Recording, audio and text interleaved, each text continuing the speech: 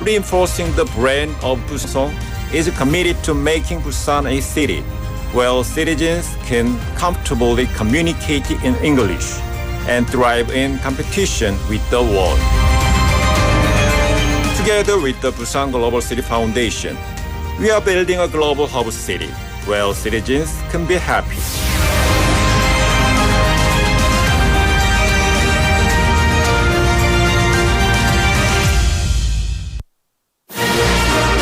We are the firefighter duo. Winter is so dry. Let's prevent fire by keeping these 3 rules. If you take caution, you can prevent a fire. The number 1 cause of fire in winter are electric blankets. Take special caution with highly flammable materials such as memory foam, toppers, and bedding. Number 2, having too many appliances on the power outlet is dangerous. Always unplug all the appliances that you're not currently using. Number 3, check the heater is off before leaving the house. Leaving it on for an extended period of time can cause a fire. Let's all take part in preventing fire and have warm and safe winter this year. Tune in to BEFM 부산영어방송 for an emergency broadcast. This campaign is brought to you by BEFM 부산영어방송. 안녕하세요. 배우 문지은입니다. 우리 사회에는 일을 할 수 있어도 사회에 나아갈 기회조차 얻지 못하는 발달장애인이 있습니다.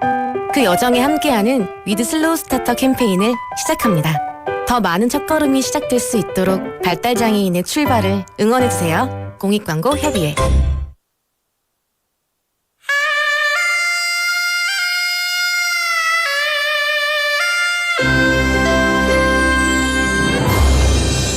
The time is now 7 o'clock.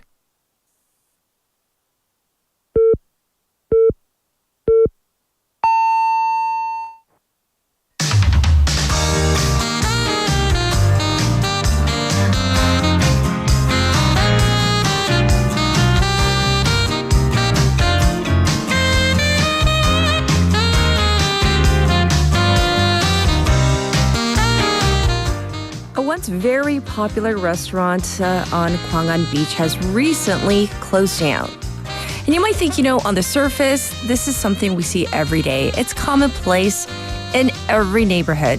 But this is a restaurant that's been there for over 30 years and apparently had to close down as the rent spiked to 50 million won per month. 50 million won. And this is unfortunately the pattern for these so-called hot neighborhoods as real estate inevitably goes up as well. And this also means that the businesses that made these streets popular may no longer be able to survive. I'm Catherine. This is Morning Wave in Busan on Friday, November 8th on BEFM 부산영어방송.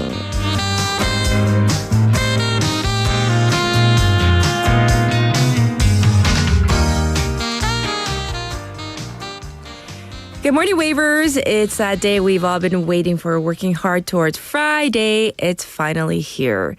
So yes, today we're going to talk about the fact that Gwangali Beach has really become one of the most popular neighborhoods here in Busan, especially among the younger crowd, correct? And rent for commercial buildings apparently reflects this, leading to one of the oldest, biggest restaurants there to close down. The Western-style restaurant Guess Who has closed its doors as of the end of September, and they've been there for 34 years and 6 months. That's probably older than some of our listeners out there, so they had a long run. And reports say that it was because the hike in the rent, that was the main reason. So the monthly rent for the 65-table restaurant property started off as 16 million won. That was in 2011.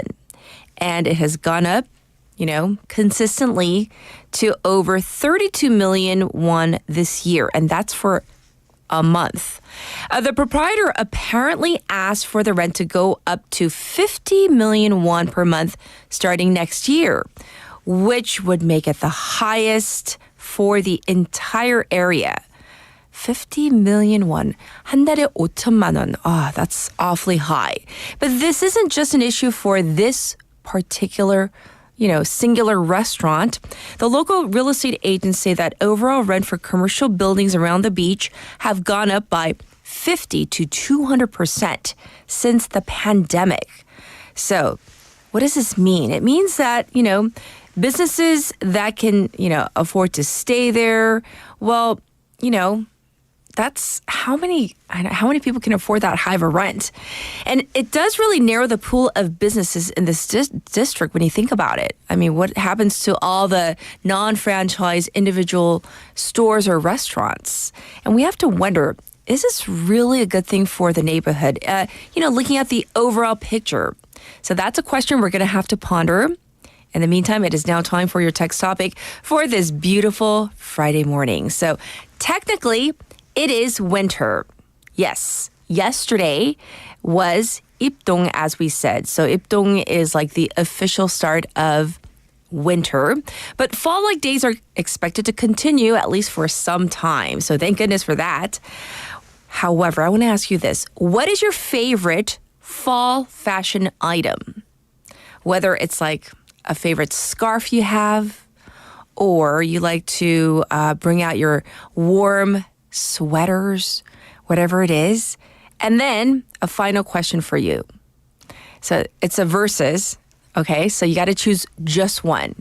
Cardigan versus trench coat versus leather jacket. For this time of year, what's your one pick? What's your top choice? 자, 입동 지났지만 어제였어요. 가을 날씨가 계속 되는데요. 겨울이 아니고 겨울이 어저께 시작됐는데 가을에 더 손에 가는 옷 뭐예요? So I love knits and sweaters, but then sometimes in the studio it does get a little warm because of all the lights and all the electronics. Anyhow, and 그리고 꼭 선택을 해야 된다면 cardigan versus trench versus 가죽 자켓. So of those three, which is your top choice?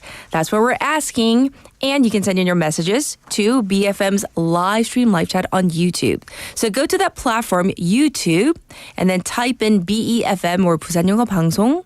You'll see our logo. Click on it, and you can subscribe, log in, and chat away with our other waivers. Also, we're available on the radio in so many different ways. But first, the pound 9050, 샵 9050.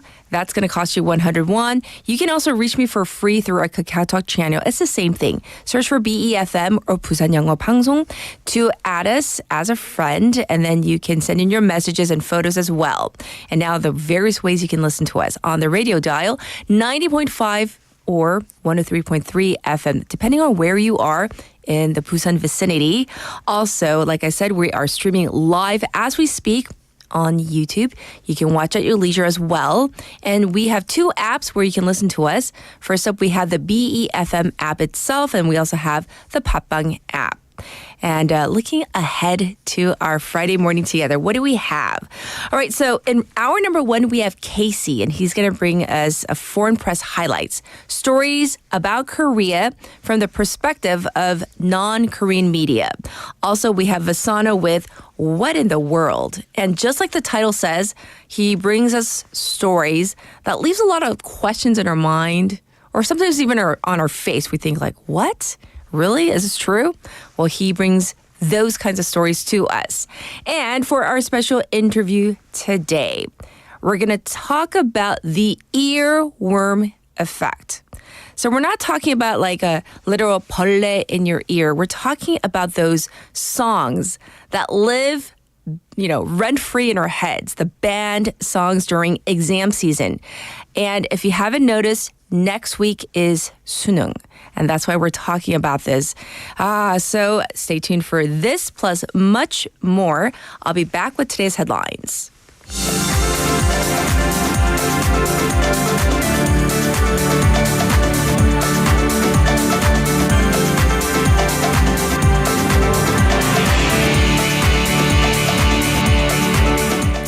It is now 7:07. These are today's headlines.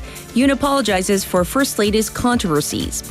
President Yoon Suk-yeol bowed to the public in apology for controversies surrounding First Lady Kim Gun-hee and vowed to overall state affairs during a televised address and press conference yesterday.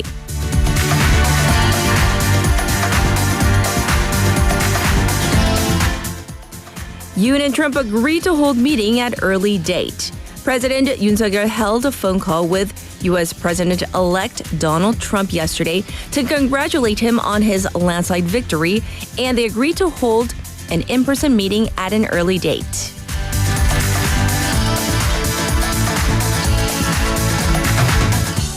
Court websites hit by suspected DDoS attacks. Court websites nationwide yesterday temporarily suffered service disruptions and what appeared to be denial of service, so-called DDoS attacks following similar attacks on other government websites earlier this week.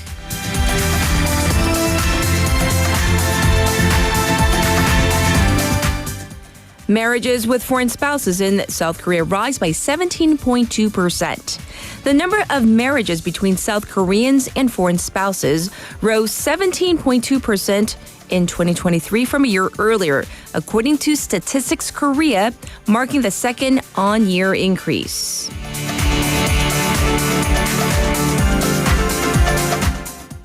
Fed cuts interest rates by quarter point. The U.S. Federal Reserve's Federal Open Market Committee, known as FOMC, lowered its benchmark overnight borrowing rate by 0.25% to a target range of 4.5 to 4.75%.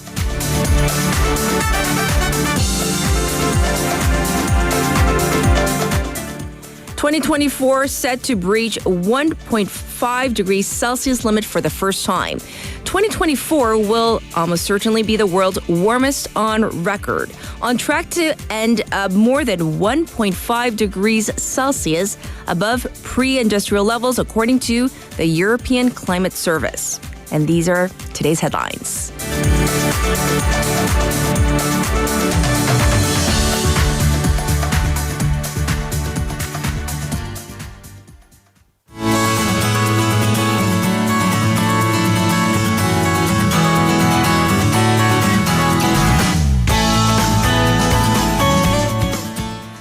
Everybody, Haley's in the studio with us for Busan updates. Let's say hi to her first. Good morning. Good morning. Yes, so I hope you're doing well. I am. Yes, yes. And so before we get into Busan updates, let's talk about fall fashion. Oh, you're wearing. I am wearing one. Yes. Is that your favorite? This is my well, it's funny because this isn't mine, but I wear this like it's my sister's. I'm wearing a trench coat, for our non-visual medium, that is the radio. Yes. I'm in a trench, and I would like this to be the classic tan, but my sister bought a navy trench, so this is what I wear. Which, one could argue, why don't you buy your own? And I'm like, and don't complain. No, but we have like 3 other women in my household. Why, guys, why would I buy my own clothes when I have 2 sisters and a mother? You can share. Yeah. And then I also have like a couple leather jackets that are from my mom that I also have on rotation during the fall. But for my part, scarves. Scarves, all about scarves in the fall. Because, I don't know, you and I, we talk so much, mostly for work, others for, personal character reasons. So it's so imperative that I keep my neck warm. Yeah, because it really does prevent me from getting sick. Knock on wood. All right, we're going to jump into our first update. This issue is related to Busan, obviously. This is Busan Updates. Busan City has seen its first labor negotiations involving expat English teachers. Right. So interestingly, for as long as I can remember, Busan and the country has always had expat or native 원어민 강사 for English. Yes. But the first labor union of these so-called native English teachers in Busan struck a deal with their employers. So this is, once again, the first time that's happened in Busan and also first time in 14 years for the entire country. Wow. So this is the Korean General League of Unions, Busan headquarters, Foreign Language Education chapter. And it said it signed a group agreement with Busan Global Village, which hires about 20 foreign workers as their native English teachers. Busan Global Village, by the the way, it is an English education institute that's under Busan City, but it is run by a private entity. Right. In any case, the union's chapter struck wage negotiations. They came to an agreement on vacation days and sick leave. And an official from the union said that in private academies, teachers apparently cannot take vacation days by choice, and they are hired as freelancers, so the company can avoid paying for health insurance. So teachers have to pay out of pocket. And the union said that it will continue working to secure better rights for these teachers. And I do have to say that part, of course, it's only for some companies about freelancers and vacation days. It doesn't only apply to expat teachers. Yes. So thank you for giving us information on this. Next, there is a debate going on with one of the large apartment complexes that is trying to impose fees for people driving through. Right. So it seems like, let's get to the background first. So LG Metro City, this is an apartment in Namgu. It's a massive apartment. It has 5 different, so what we call 단지 is a group of apartment buildings. It has 5 of those groups. It's its own city.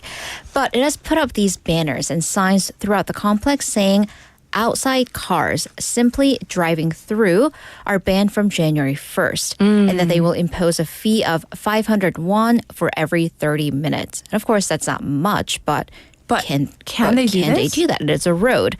And this was written up by the Apartment Residents Association. And the district office apparently has been getting bombarded with complaints from the public over whether, can you treat roads inside an apartment complex like private property? So why is the apartment complex imposing these fees in the first place? Right. So according to the apartment, outside cars are parking there long term, and they're using roads that run through the apartment as shortcuts. So the resident association claims that there are 30,000 cars, outside vehicles, unregistered vehicles, going through the apartment on a daily basis. That's 3만 대. By the way, they actually did this back in 2019. But back then, the district office put the brakes on it and issued a correctional order, deeming that imposing fees would be against the law, as although it is private property, the roads are paved and managed via taxpayer funding. However, both sides do have merit because upon being interviewed by media outlets, the Metro City's Resident Association said they're actually not aware of the incident from 2019, but that this time around they did ask with the Namgu District Office to put up signs like for school zones and school zone safety, and apparently the district office refused because it is on private property. So that's definitely interesting. Hopefully this is something that they can figure out with the district office, at least for safety's sake. Right. I actually just drove through that area last weekend. Right. And so, when you see the gates with, the arms, first the bars, the parking bars.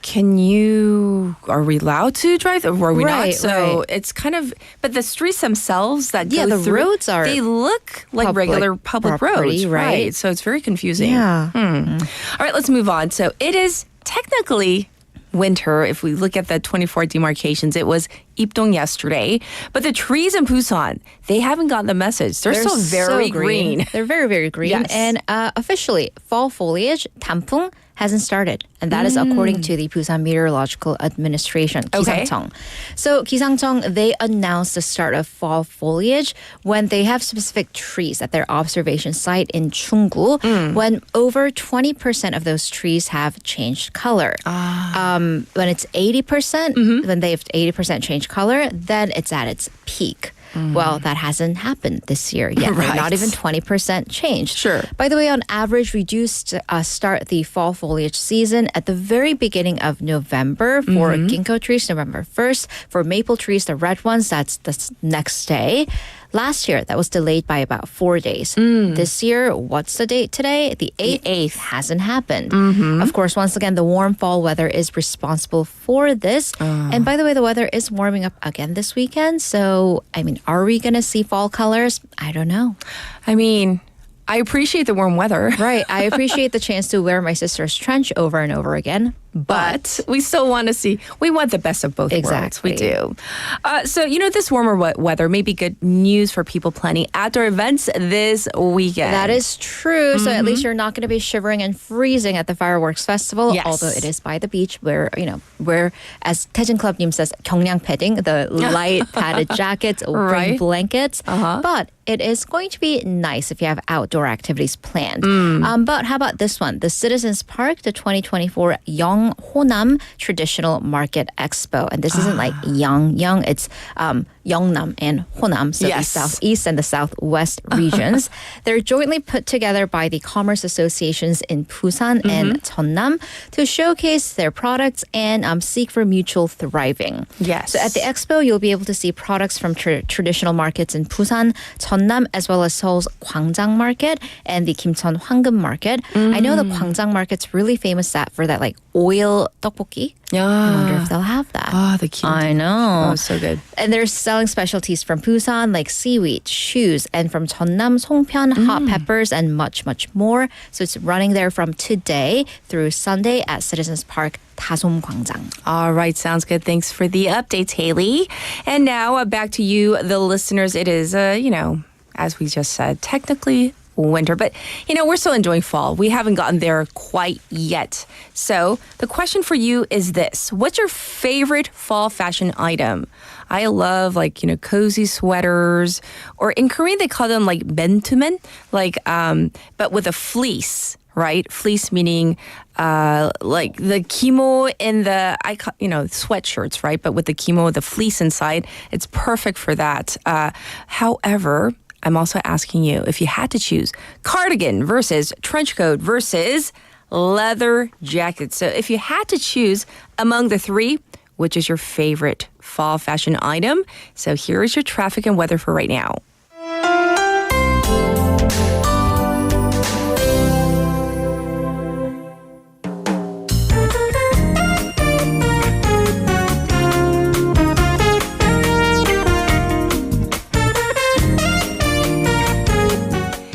It is 7:19 right now, and it's looking slow on the Dongso overpass from Pyeongnekgo ramp to the old Kaegum toll gate. It's also backed up on Nakdong-Namno from Hadan intersection to Hagwon Bridge right now. Also, reminder, lane number 4 on Gwangan Bridge, the top portion is closed off for firework preparations. And remember, the bridge will be closed from tomorrow afternoon on for the fireworks festival itself. So I actually just drove on that bridge. I had to drop somebody off. It's definitely closed. They have the lights up in lane number 4. As for the weather, it's currently 10 degrees Celsius under partially cloudy skies, although light rain is coming down in some parts of Busan. The daytime high will go up to 19 degrees under partially cloudy skies. Looking at the weekend, it's going to warm up again with a low of 10, a high of maybe 20, 21 degrees for both tomorrow and Sunday. This was your traffic and weather.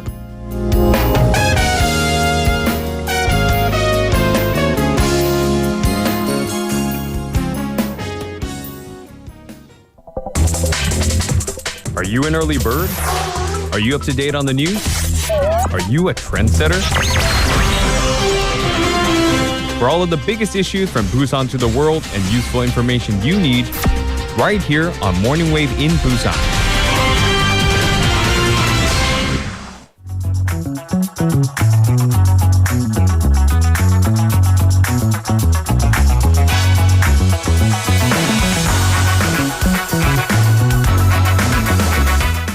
It's now time for News Digest, and we're going to dive into our first bit of news with Haley. So this is regarding President Yoon Suk-yeol and his very public address from yesterday. Right. So President Yoon held his highly anticipated public address and press conference yesterday morning.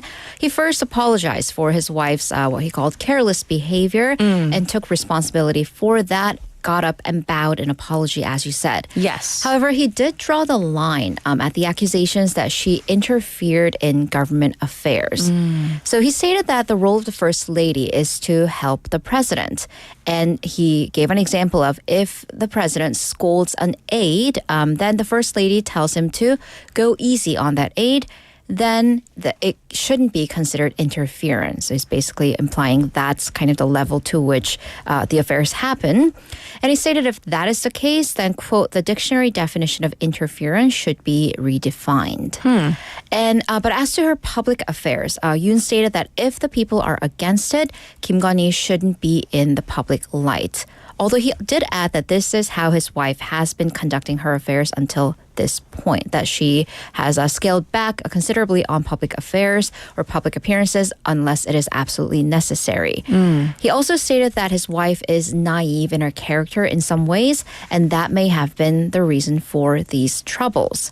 And he also drew a clear line regarding accusations involving himself and Myung Tae-gyun, the pollster. Yes. Yoon did admit to Myung having called him to congratulate him in his election victory, but that Yoon himself has never asked for any public opinion polls, and that his wife, Kim Gun-hee and Myung Tae-gyun, as far as he's aware, they did exchange some text messages, mostly apparently on daily matters, on a handful of occasions, he stated. But he also added that it is within his wife's character, going back to the naivete thing again, to respond to every single message from everyone.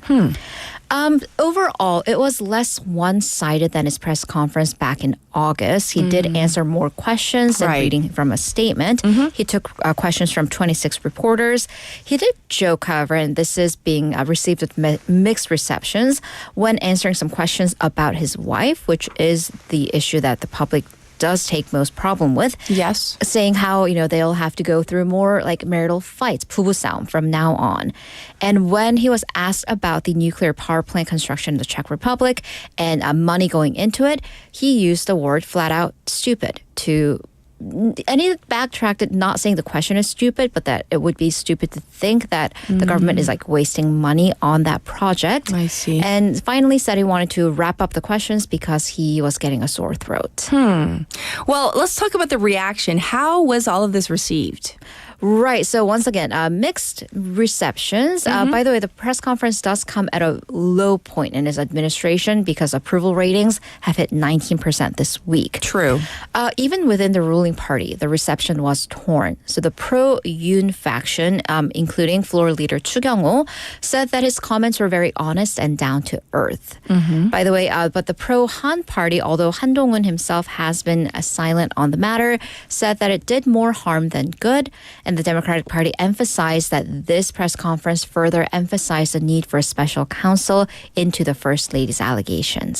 So as expected, very different reactions. All right, let's move on and let's talk about the U.S., the new president-elect Donald Trump. What are the pundits saying? What we might expect from, Trump 2.0, as everybody's calling it, from day one? Are we going to expect things to be really different? Well, at least if we go by what Trump did say himself during his campaign. Okay. So he said several things as to what he would do on day one if he returned to the White House. And now that's been made certain. Well, Jack Smith would be out of a job. And that is the special counsel, the 특검, who has brought up the two federal charges against Trump. And Trump also stated that he would punish prosecutors and judges overseeing his multiple criminal cases. But presidents are immune from indictments. So, Jack Smith might be out of a job, but he wouldn't be able to bring up charges anyway. Okay. To that end, Trump stated that he would free some people who have been convicted for the riot and insurrection on the Capitol on January 6th. Oh. And then also illegal immigration. That may have been the biggest issue, one of the biggest issues that brought him his election victory. Yes. And Trump did pledge to conduct mass deportations on day one of his presidency. Right. There are about 11 million people estimated to be living in the U.S. without documentation. However, to do so, the former president and now president-elect, he stated that he would use local law enforcement and the National Guard. But by the way, the cost to do so would, and even just 1 million undocumented immigrants, let alone 11 million, that would cost $88 billion and a total of almost $1 trillion over more than 10 years. And that's according to a report from the American Immigration Council. All right. So that's regarding some of the things he said during the election. What about in terms of foreign policy, though? Right. Well, then we have to look at the two wars that are going on. For one, the war in Ukraine, he has stated that he would end the war in Ukraine in 24 hours. Well, Trump has consistently criticized the U.S. support of Ukraine as draining on U.S. resources. Yes. And he also has threatened to withdraw from NATO, whether that's for real or whether that's kind of a tactic to get the allies to pay more into the fund. We'll have to see, but that's at least what he has said regarding Ukraine. Right, that's Ukraine, but what about the war in Gaza? Right. Trump has also pledged to bring peace to the Middle East, but he didn't really specify how he would go about doing that. Trump did, however, emphasize the role of putting pressure via policy on Iran, and Iran is a major donor. It does fund Hamas and Hezbollah. And when Trump was in office, going back to 4 years or 8 to 4 years ago, he did have his administration pull out of the Iran nuclear deal, applied heavy sanctions to Iran, and killed the top Iranian military commander. Trump also enacted very major pro-Israel policies, including naming Jerusalem or Jerusalem as the Israeli capital, moving the U.S. embassy there. And Israeli Prime Minister Benjamin Netanyahu has called Trump, quote, the best friend that Israel has ever had in the White House. Okay, well, that's what we might expect. But once again, the rhetoric is one thing, action is another. So we're going to have to wait and see. Right. Of course, Trump the candidate versus Trump the president may be very different. Of course, so we'll see. Lastly, the CSAT's 수능 exam, it's coming up in just 6 days. It's next Thursday. So let's get a breakdown of what test takers should know, they need to know before heading to their respective test sites. Right. So here is what to do and what not to do and what not to bring specifically on the day of the CSATs. That is next Thursday. Right. Don't be late. Please, just in life, but also on that day, don't be late. Be seated, not in the door, but be seated with your butt on a chair. Yes. The chair by 8:10. 8시 10분 늦어도. on testing day. 늦어도 여러분 제발. Anyways, with your and in your hands should be your test ticket and ID, which would be your 주민등록증, resident registration, alien registration, 외국인 등록증, passport, your 청소년증, adolescent card, or student ID. Could be either one of those. The vast majority, almost all electronic devices are banned unless you do have a disability and you have permission. So these are smartphones, tablets, smartwatches, and wireless headphones, and much more. Only analog watches with the hands for the minute, the I haven't had worn one in such a long time. What is it? The hour, minute, and the second hands? The ones with the tick-tock.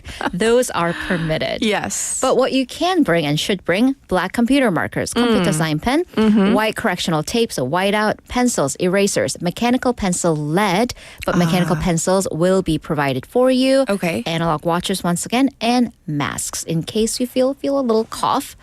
Also bring your lunch, pack your lunch. That's so important. It's like a long exam. Yes. And when the ending bell goes off for every period, set down your writing utensils, put the answer sheet to the right, question booklet to the left. You don't have to memorize this, proctors will tell you. But very importantly, put your hands down. Like your hands should not have any writing utensils or appear as if you're still working on the exam, because that will get you nullified. That will get your exam canceled. And that was us writing after the bell was the biggest reason for students getting their exams nullified. 시험 무효 last year and really every year.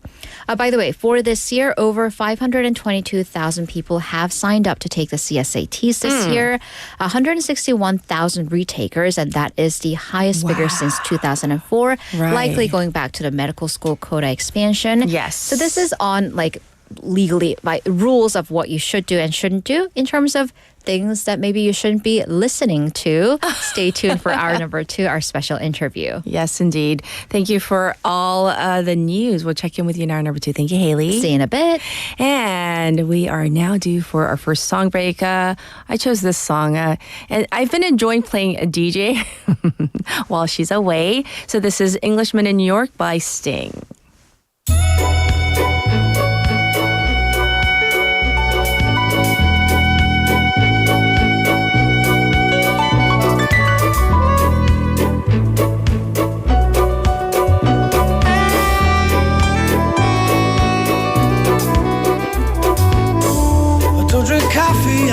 tea, my dear. I like my toast on one side. But you can hear it in my accent when I talk. I'm an Englishman in New York.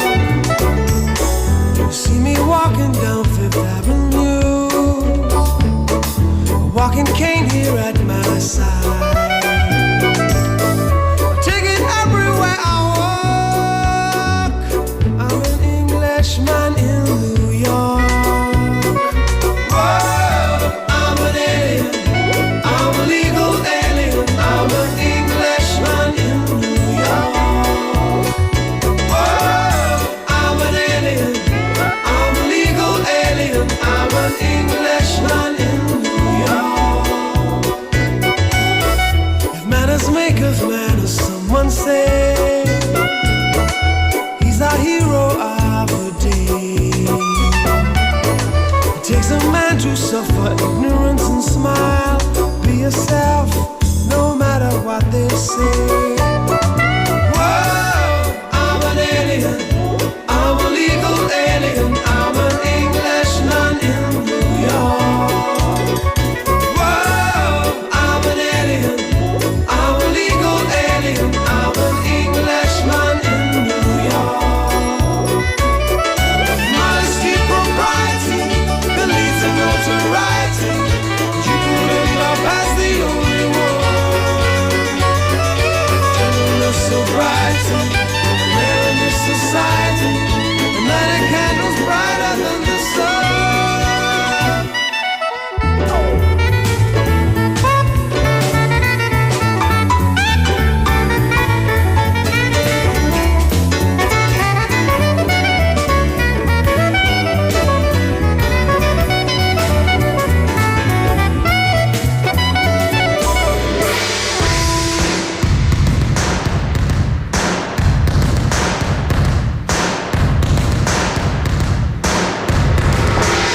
Takes more than combat gear to make a man.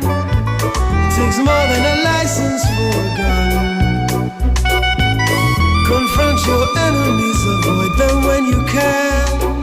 A gentleman will walk but never run. The manners make of manners, someone say. He's our hero of the day. It takes a man to suffer ignorance and smile. Be yourself, no matter what they say. Be yourself, no matter what they say. Be yourself, no matter what they say. Be yourself, no matter what they say. I'm a legal alien. I'm an Englishman, no matter what they say. Be yourself, I'm an alien. I'm a legal alien. I'm an Englishman in New York. Be yourself, I'm an alien. I'm a legal alien. I'm an Englishman in New York. Be yourself, I'm an alien. I'm a legal alien. I'm an Englishman, no matter what they say. Be yourself.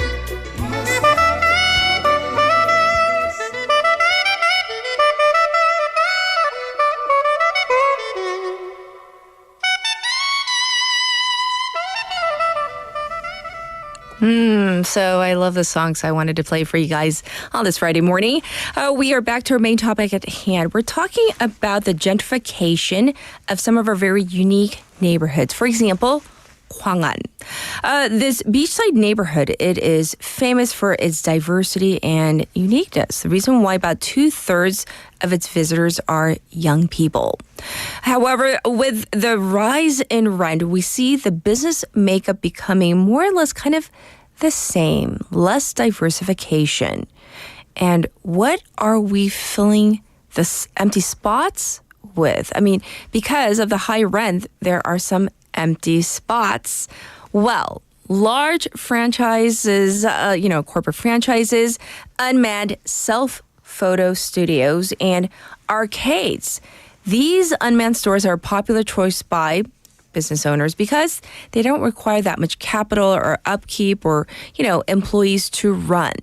But this has led to there being 13 self-photo studios along this 1.4 kilometer stretch of beachside property. This means basically, on average, there is one studio every 100 meters. And experts and locals have concerns about this being a waste of the landscape, and that these are not businesses where people sit and stay and, stick around for. This has already been the case in other areas. For example, the once hip, 땡땡, like Lee Dangil, like Heri Dangil, for example, those kind of streets where many small independent restaurants, cafes, and pubs, well, they have been run out due to the hike in rent as well. Like they got popular, they made those areas popular, but then they were kind of forced out due to the high rent. So here's hoping that landlords and business owners, that they can look at the situation, maybe not just the trees, look at the forests and look at the overall situation in the long term. Now back to you, the wavers out there. We're talking about the fact that it is kind of in between fall and winter right now, depending on where you are. So what's your favorite fall fashion item? So I mentioned like fleece-lined, like sweatshirts right now, but maybe not for on air. At home, definitely though. And what about the 수면 양말? Have you busted them out yet? And last question, cardigan versus trench versus leather jacket. What is your choice? That's what I asked you. So looking at some of your messages, yes. Tommy, he mentioned that he's like in a t-shirt and jeans, I think. And I was kind of like, aren't you cold? But, he's indoors, I guess. So he's not, for me, he says outer is not yet, meaning like a jacket or coat. Normally 2 or 3 days below 32 in a week, it is the right time to wear a lighter jacket or coat. Really? Ooh. So very interesting. And yes, we're all jealous of Yoon Jung-waver, who apparently is in Cebu right now. Well, we got to get to Cat's Pick, so here it is.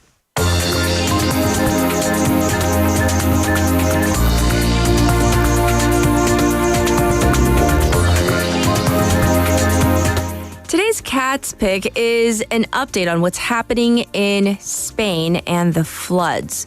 The people there, they're just very angry, and maybe rightly so. Here is a clip from DW.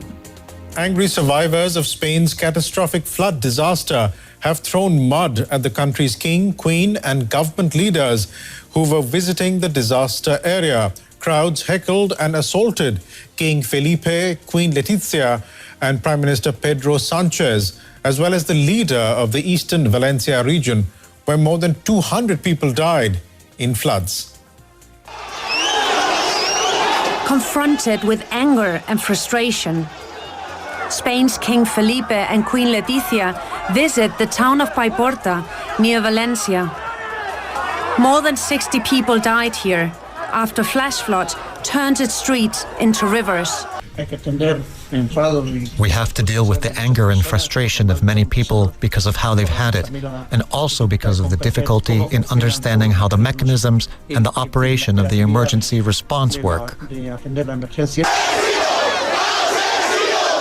A hostile crowd greeted them with cries of asesino, or killer in English, and some protesters threw objects and mud at them, laying bare a mounting sense of abandonment.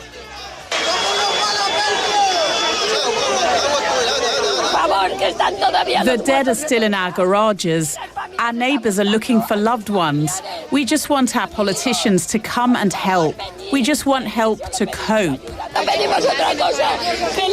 Felipe, you should not feel proud of being the king. You should feel proud of your people who have acted in solidarity with us.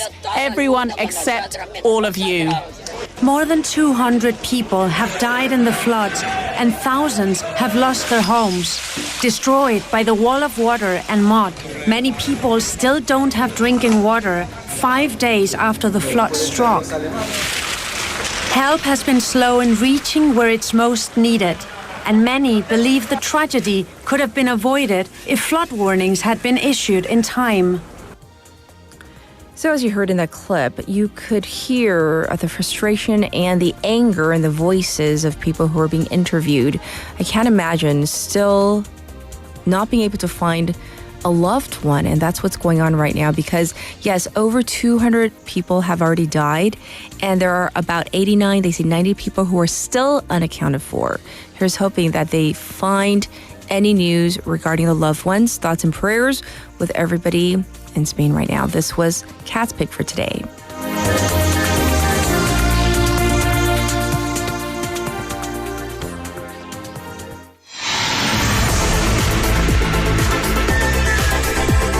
Stay tuned. You're listening to Morning Wave in Busan.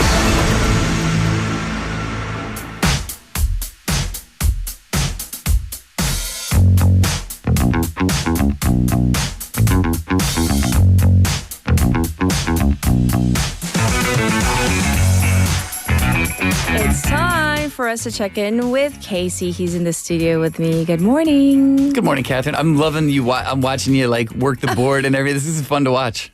Is it a fun job to do? To do everything? You're like an octopus over there. You got extra hands. Fun for you to watch. I gotcha. Yeah. Succinct answer. I'll take that.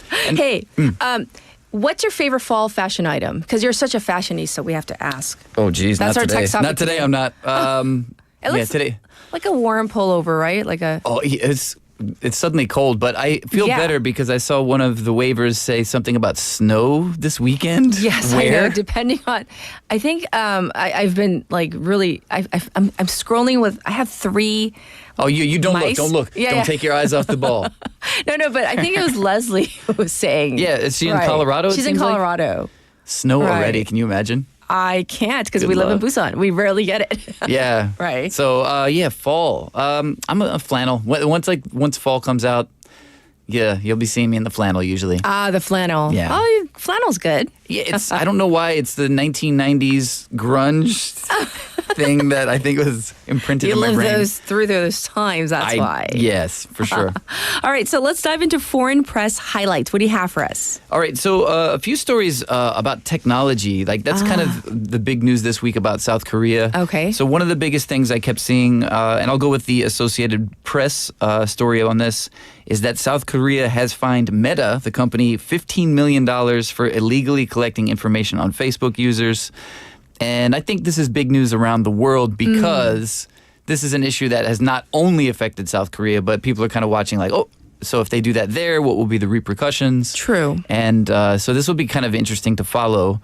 I'm sure you've probably talked about this in the news, but for people... We haven't. Oh, no, really? Okay. Yeah.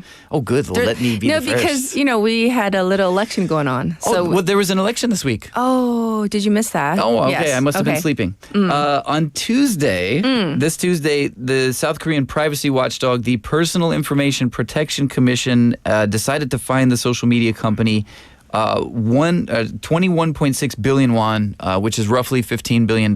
Million. Thank you, million. Oh, there's a big difference between 15 million and 15 billion. Thank you. I got my billions confused there. Appreciate that. Yes. Thank you for fact checking me. I'll never be angry about that. So this was the latest in a series of penalties against this company by South Korean authorities in recent years. They're increasing their scrutiny of how this company, which not just owns Facebook, they also own Instagram, WhatsApp as well. So they're concerned how they handle private information. In your opinion, $15 million, does that sound like a big fine for such a large company? No. Okay. That's just, you asked my opinion. Yeah. Because they have deep pockets. Yeah.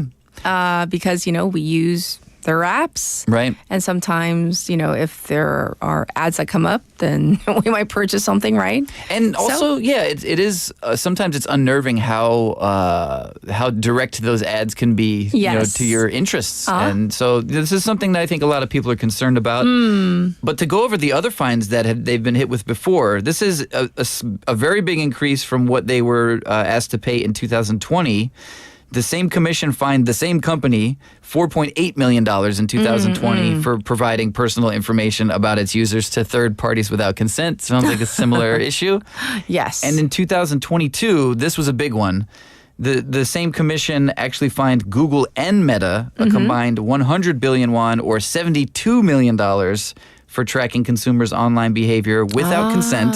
and using their data for targeted advertisements. So that's a lot of money at that time, but obviously the fines are still being applied. So, and at that time in 2022, these were the biggest penalties ever imposed in South Korea for privacy law violations. So it seems like, do the numbers have to keep going up? I don't know. And people are commenting saying pocket money for that fine. Sure. I mean, it's hard to get a perspective, right? For us, $15 million, that's unbelievable. Do we retire? Right. I'll never see that amount of money in my lifetime. Oh, so sad for both of us, right? Yeah. But what was the new fine specifically for, though? Okay, so this one was following a 4-year investigation, and the commission concluded that Meta unlawfully collected sensitive information, seemingly again, about around 980,000 Facebook users. What they were targeting was things like what their specific religion were, political views, and whether they were in same-sex unions. Also, whether there was also mentioned in another article whether somebody might be a North Korean refugee. This is awfully personal. For sure. Yeah. And this was ongoing collection from July 2018 to March 2022. And it said that the company shared this data with around 4,000 advertisers. And actually in South Korea, so this is another thing that they're introducing to international readers via these articles. Yes. The privacy laws here provide strict protection for information related to personal beliefs, political views, and sexual behaviors. And it bars companies from processing or using this kind of data without specific consent of the person involved. But I was thinking about it. Would you ever agree to give any kind of social media company that kind of personal information to an advertiser? Not knowingly. Not knowingly, right. That's, I think, the key, though. Right. So how did they collect this information? The commission said that the company, basically, they analyzed the pages that the users like or advertisements that they clicked on. This is according to Lee Eun-jung, who's a director at the commission who led the investigation. Right. She said the company basically categorized these ads to identify users' interest in themes such as religion, same-sex issues, transgender issues, and as I said before, issues related to being a North Korean escapee. And according to Lee, while Meta collected this sensitive information and used it for individualized services, they only made vague mentions of this use in their data policy and did not obtain specific consent. But, we get those notifications all the time, those policy notices. And you click on it because it won't go away, the window. And also, they're a lot to read. Yes. Sometimes you get them by email. Yes. And sometimes it might be not in your first language, depending on where you are. Right. Right? True. Yeah, so, I don't think a lot of people read those and then they're tired before they click them. Right. But, Korea can't be the only country, trying to fine these companies. So, fine in Korean, like a 벌금, right? Right. For things like this, so I'm thinking, right? That's true. This September, or last September, actually, the European regulators also hit the company with over $100 million in fines for a 2019 security lapse. What happened there was passwords were temporarily exposed in an unencrypted form. And but the thing is, we're talking about all these fines. Will they have an impact? If they keep getting fined, it seems like there's not much of an impact. So we'll see. And the South Korean office of Meta said actually they were going to carefully review this decision by the commission, but did not provide any more comment on that. But the result of all this for people here, okay, what does all this mean? Basically, after these advertisements were sold, there was a lot of security that was not taken into account as well. Lee also said the company put the privacy of users at risk here in South Korea by failing to implement basic security measures such as removing or blocking inactive pages. Hackers were able to use that to forge identities, request these password resets for accounts, and successfully, for 10 people here in South Korea, data breach. All their personal information was released to hackers. I see. So there are real-world implications for these things happening. Yes. So it's not just something in theory. Right. Happening to somebody else. All right, for now, though, we're going to move on to our next story quickly. Sure, and I wish this was one I could, say was a positive ending, but again, this is another big tech trouble hitting South Korea. This is from the Australian Broadcasting Corporation, but another well-reported story this week.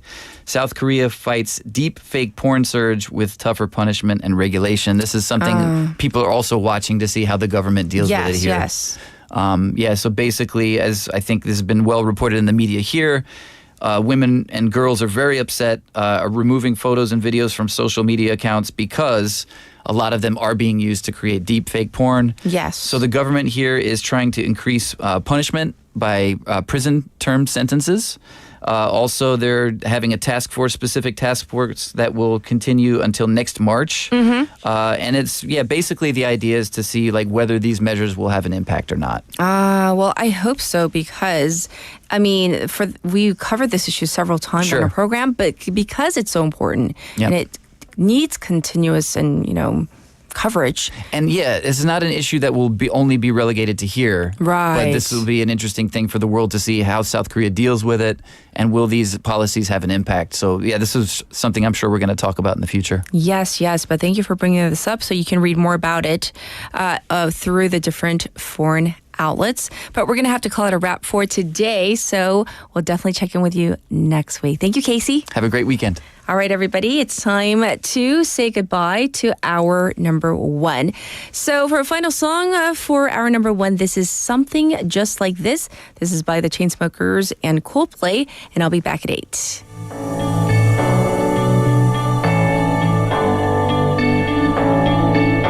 I've been reading books of old, the legends and the myths, Achilles and his gold, Hercules and his gifts, and Spider-Man's control, and Batman with his fist. And clearly I don't see myself upon that list. But she said, where'd you wanna go? How much you wanna risk? I'm not looking for somebody with some superhuman gifts, some superhero, some fairy tale bliss, just something I can turn to, somebody I can kiss. I want something just like this.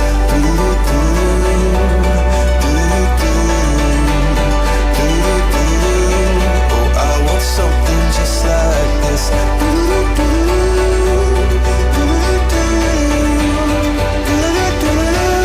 Oh, I want something just like this.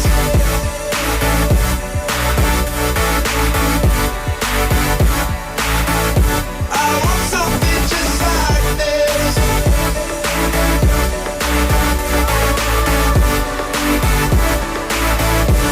I've been reading books of old, the legends and the myths, the testaments they told, the moon and its eclipse, and Superman unrolls the suit before he lived.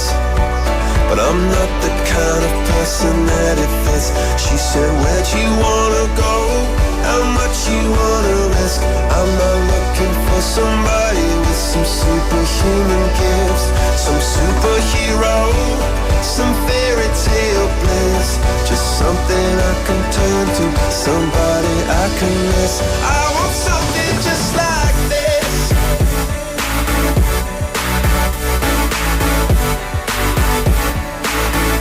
I want something just like this.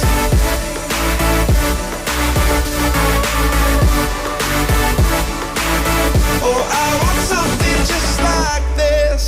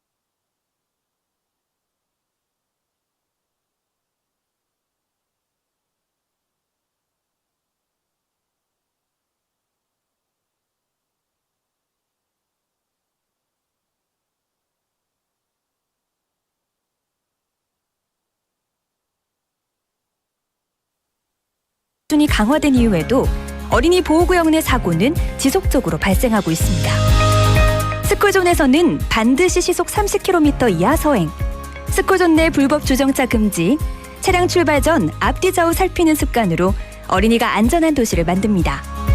참, 운전 중 휴대전화 사용은 모두에게 위험합니다. 우리 모두를 위한 교통안전, 나부터 실천하면 모두가 안전해집니다. 어린이가 안전하게 뛰어놀 수 있는 부산.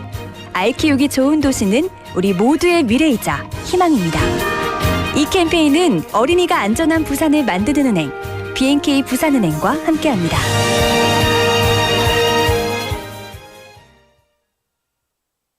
The weather is so nice today. I'm sure this won't be a big deal. A 3-second long lapse in judgment can burn up an entire mountain, which will take 100 years to recover. We can protect these lush forests if you follow these guidelines. First, do not bring flammable materials to the mountains. Second, do not cook or camp in the mountains. Third, do not litter cigarette butts. Your small actions are the first step towards protecting the beautiful forest. This campaign is brought to you by BEFM 부산영어방송.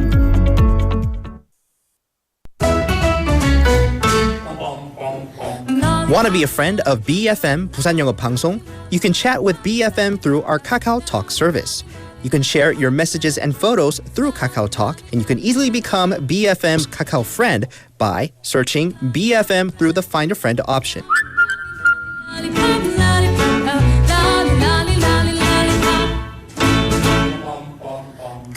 Come share and chat with us at BFM anytime, anywhere for free.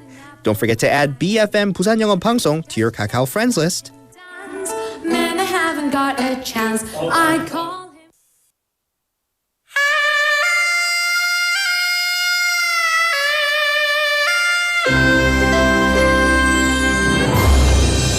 him. The time is now 8 o'clock.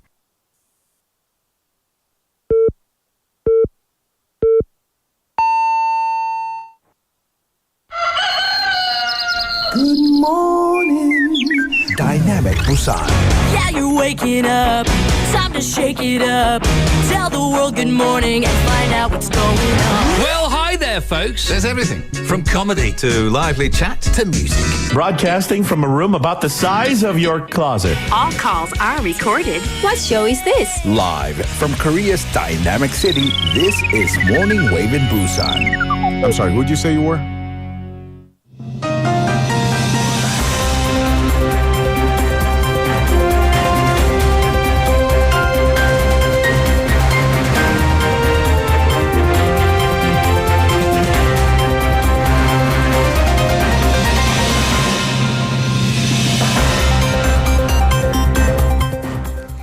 It's now time for news highlights. It's 8 o'clock.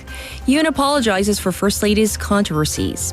President Yoon Suk-yeol bowed to the public in apology for controversies surrounding First Lady Kim Gun-hee and vowed to overhaul state affairs during a televised address and press conference yesterday. Yoon said that the role of the president is not to make excuses, adding that all the issues are from his own shortcomings and lack of virtue. He admitted his wife should have conducted herself with greater caution. Yoon, however, opposed the proposed bill by the main opposition, Democratic Party or DP, for a special counsel to investigate his wife's allegations, calling it unconstitutional.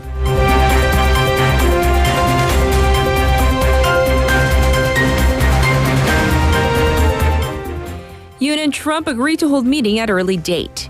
President Yoon Suk-yeol held a phone call with U.S. President-elect Donald Trump yesterday to congratulate him on his landslide victory, and they agreed to hold an in-person meeting at an early date, according to Yoon's office. During the 12-minute phone call, Yoon expressed hope for continued collaboration with the United States under his leadership, and Trump said that he looks forward to continuing their cooperative relationship. The foreign ministry said that Seoul might explore the possibility of a meeting taking place even before Trump is officially sworn in early next year.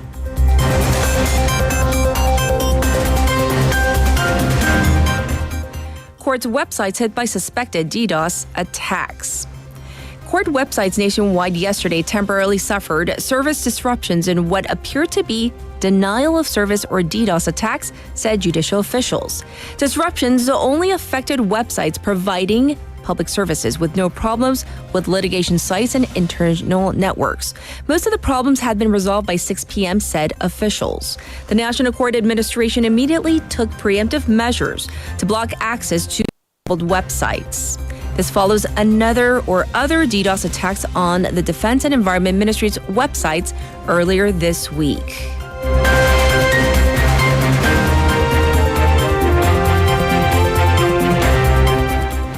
Marriages with foreign spouses in South Korea rise by 17.2%.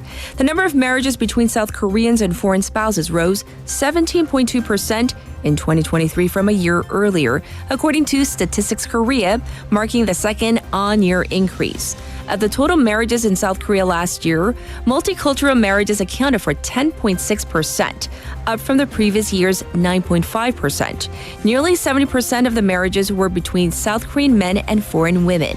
Vietnamese women took up the largest share of all foreign wives at 27.9%, followed by Chinese at 17.4%. For foreign husbands, China and the U.S. accounted for 6.9% each.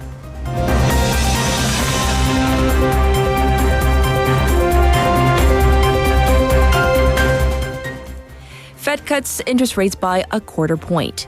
The U.S. Federal Reserve's Federal Open Market Committee, or FOMC, lowered its benchmark overnight, borrowing rate by 0.25% to a target range of 4.5 to 4.75%. The FOMC reached this decision in a unanimous vote, explaining that they see supporting employment becoming at least as much of a priority as arresting inflation. This follows a big half percentage point cut from September. But there is uncertainty as to how far the Fed will go with cuts as the U.S. economy continues to show solid growth and inflation remains a concern.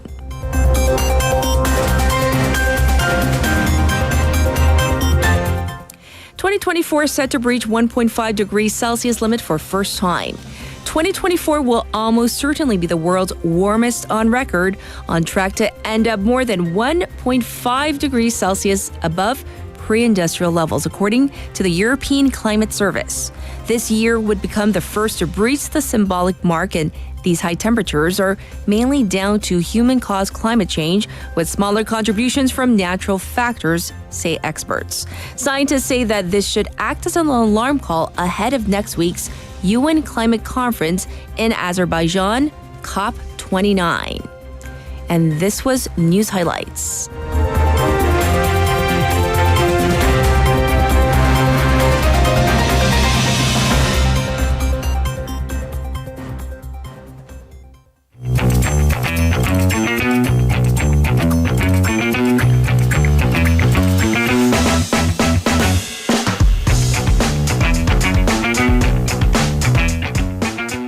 All right, listeners, it's now time to check back in with Haley for, you know it, issue Wagger Wagger. It is Wagger Wagger time. Yes.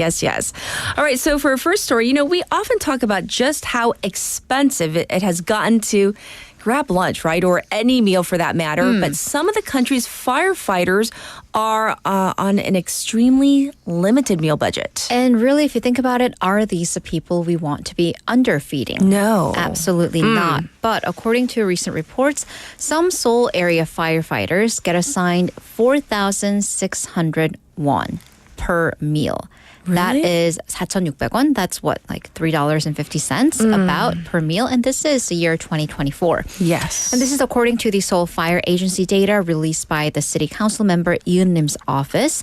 And this 4,600 is the average for the city's firefighters' meal budget. And it differs widely by district. Oh. So for example, if you go to Seongbuk-gu, they get 5,869 won per meal. But Yangcheong-gu, on the other hand, gets 3,789 won. Wow. So there's like a 2,000won difference. Why the discrepancy? I don't get it. Right, because it's not just a discrepancy within the city, it's for the entire country. municipalities are in charge of firefighting budgets. It's not a nationwide system. And this has, we've had issues with this before in terms of firefighting safety equipment. Sure. They've gotten most of that under control in terms of getting, standardized equipment out. Yes. But then the meals, they differ by metropolitan city or province. They get different budgets and different systems. And then also by district and county levels. Yes. So that means if there isn't enough budget allocated for meals, which is, it's a basic necessity, then they pitch in privately. They have to pay for their meals out of pocket. Also, reports reveal that Jeonbuk, Jeonnam, and Gangwon provinces, they do not directly hire nutritionists or cooks.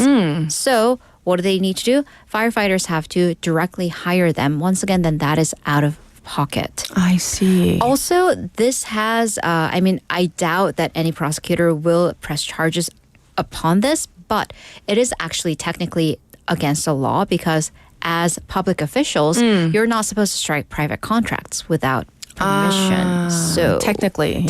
So, this is a technicality, but then some firefighters are forced to break the law because, their employers, aka the state, isn't providing this. So, I hope they get this sorted out, and I wish there was some nationwide system so we could make it kind of equitable, fair across the board. All right. Well, for now, we're going to move on to our next issue. People buy a lot of things on Chinese e-commerce platforms, but this story, some dentists have purchased medical supplies off of these e-commerce sites. And I know they're using them on patients. I don't get it. There's a meme going on right now on social media of the Teteng version of something, like the Chinese e-commerce version of something. But that's a joke. This isn't. Okay, I'm just saying, let me say, by the way, we're not dissing Chinese e-platforms. If you want to buy clothing or items for personal use, that's your prerogative. But we're talking about dentists. But we're talking about medical healthcare supplies. Professionals circumventing import laws and the health code for things that go into my mouth, people's mouths. Yes. So about a dozen dentists, they've been caught by the customs office for purchasing and using dentistry equipment via AliExpress. So Seoul Customs Office said that they caught 13 dentists for buying over 11,000 pieces of unauthorized. This is the key. They've never gone through the Ministry of Food and Drug Safety inspection. Right. Dentistry equipment worth about 140 million won, 1억 4천만 원. They've been doing this since December of 2022. And how they do this, at least on paper, they will write them down as personal usage equipment. That means they don't have to meet import criteria nor have to pay tariffs on it. By the way, the equipment included for those treating cavities, dental drills, and syringes, which literally go into your gum line. So, yeah. And then, I'm not saying I'm not connecting the dots here, but for Chinese e-commerce items for children's usage, there have been tests that show high carcinogen levels on these untested items that get bought on personal levels. So I'm just saying, if this is a business, don't buy things on a personal level and use them for your business. So many different levels of wrong in that one story. Let's move on. It's Friday. We need to move on. Maybe this goes in line with this theme of dupes because the famous Trevi Fountain in Rome has been closed down. But the authorities, they have put up what they're calling an alternative, which has some people doing kind of like a double take. Like, what's going on? Right. So dupes in Korean, that's like 짝퉁. And, with that story and then this story. So the ever so famous, the Trevi Fountain, it's undergoing renovations right now. Right. So that'll cost about 300,000 euros. It's going to finish up by 2025. There's a huge event going on that year for the Roman Catholic Church. In the meantime, so the sculptures are still up. They're going to do renovations, but you can still see the sculptures. But the fountain part, the water part, is closed off. That means one of the biggest reasons you go to the Trevi Fountain is to toss the coin. Oh, you do it that way? I did it this way. This way. I don't know where the coin went. Yes. Because legend has it, at least according to a Roman holiday, if you throw one coin, you're guaranteed a trip back to Rome. 2 coins, you're going to find love in Rome. 3 coins, you're going to marry that person. Right, so throw however many coins as you see fit.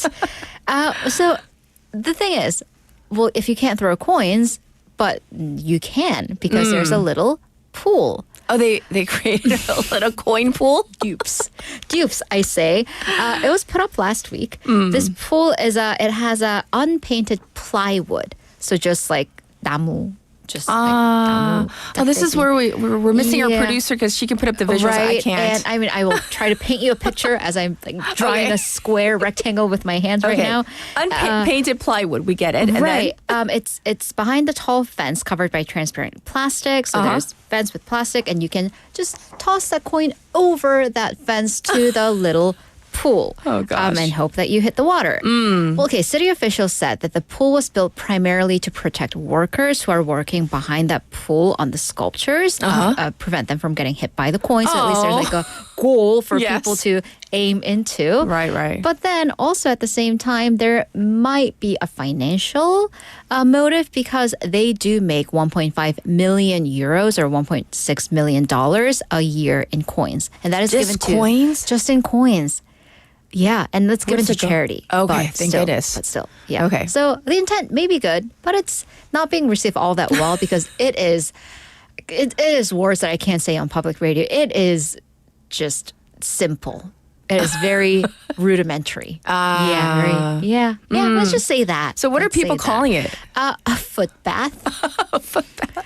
Architectural infantilism. Oh, that's very hoity-toity. Or small children's pool where they can pee in the summer. Or the saddest thing I've seen in Italy. I'll just stop there. But it's just temporary. I've done enough. Yes. Yeah. But that's funny nonetheless. Oh, God, right. Tommy. Why? About the coins and how many you throw. 1 is enough. Maybe 2 is okay. 3 coins is not good. Because the whole marriage part. Your room controller, she's going to have it in for you today. Don't do that. All right. Lastly, a heartwarming story to end on. What's going on? My goodness. So, seeing eye dog or guide dog fell asleep on the job on a subway. Aww. And it is the cutest thing ever. I mean, look this story up because you do need the visuals and I'm not going to act that out. It's a social media story of somebody, he or she was on a crowded subway in Seoul in the morning commute.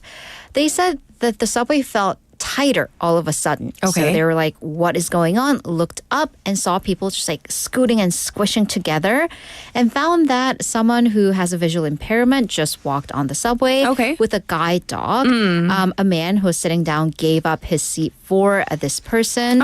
And when the owner sat down, the dog also plopped onto the floor and closed their eyes, his or her eyes. And the dog apparently was resting a part of its body on the feet of a woman sitting next to its owner. And the woman, when she had to get up and leave, she was like, what do I do? Should I just not leave? She's like, I would have just stayed. I know. I would have called in sick. I'm like, I have a dog emergency. Yes. I'm being off bed. So everyone, why was it being so crowded all of a sudden? Because they were stepping back to give the dog some space. And the person said that this little episode really warmed their heart. Also, I also like the comments that were going on because they were being really helpful on raising awareness about guide dogs. So a person, by the way, guide dogs, we do colloquially call them seeing eye dogs, but they can be used for people who have deafness or other forms of disabilities. Yes. And this is what a netizen who says that they are deaf, pointed this out and said that this is a trait of these guide dogs. When their owner sits down or stops for a long time, the dog also perceives it as rest time for them too. We should also note that if you do see these guide dogs and they usually have the yellow vests on, don't call on them or try to pet them because they are on the job and you definitely don't want to distract them. Right. Even photography can be kind of iffy because the shutter noise, which is legal in Korea, mandatory in Korea, that can distract them too. So even though you're tempted, just from afar. Right. Just from afar. Got it. Well, thank you so much for going over all of the issues. And of course, we'll check in with you on Monday. Thank you. Have a great weekend. All right, everybody. This was Haley. And I'll be back with our updated traffic and weather.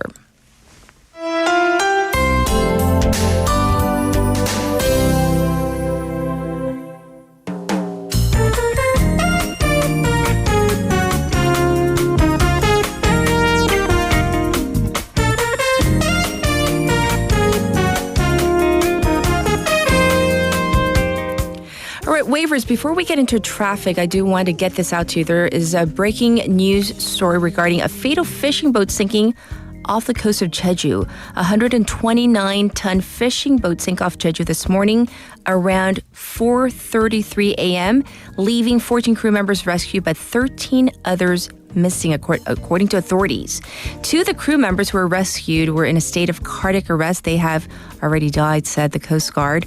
And the search is ongoing as we speak, with President Yoon immediately instructing officials to mobilize all available resources for prompt rescue of those missing. So we did want to get that out to you first. That's more important. And now to our traffic update. There is traffic on Gwangan Bridge going toward Daeyeon Overpass. Keep in mind that lane number 4, that is actually closed off because of the fireworks festival.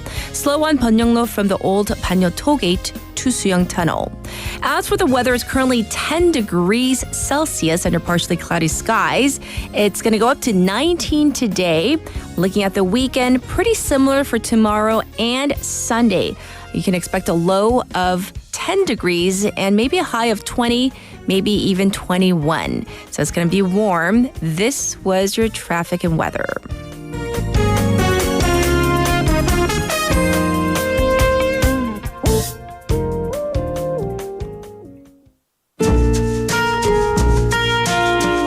And this is Nora Jones, Don't Know Why.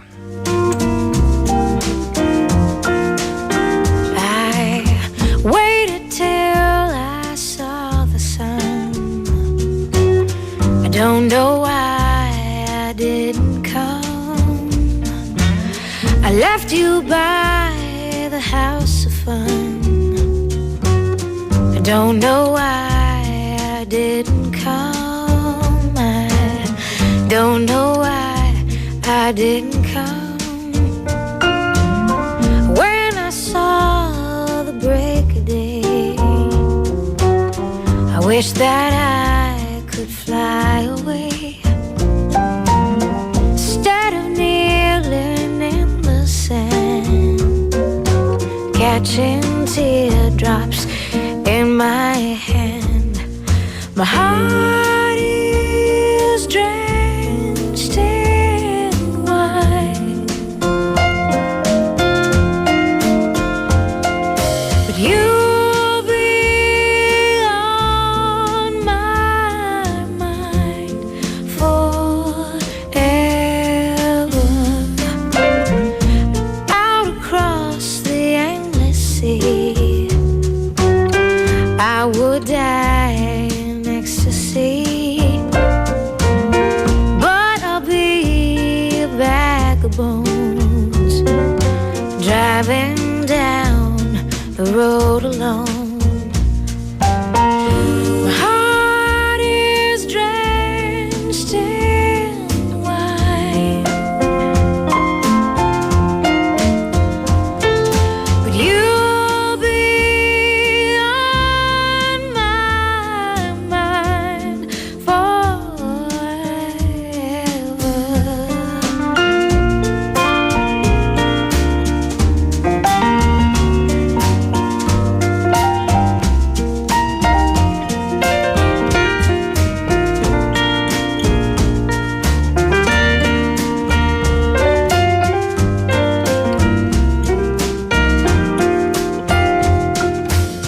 Something has to make you run. I don't know why I didn't come. I feel as empty as a drum. I don't know why I didn't come. I don't know why I didn't come. I don't know why I didn't come.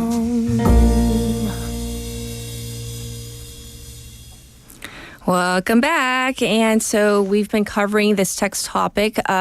what is your preferred fashion during fall? The whole cardigan versus trench coat versus leather jacket question that I posed to you, the listeners out there.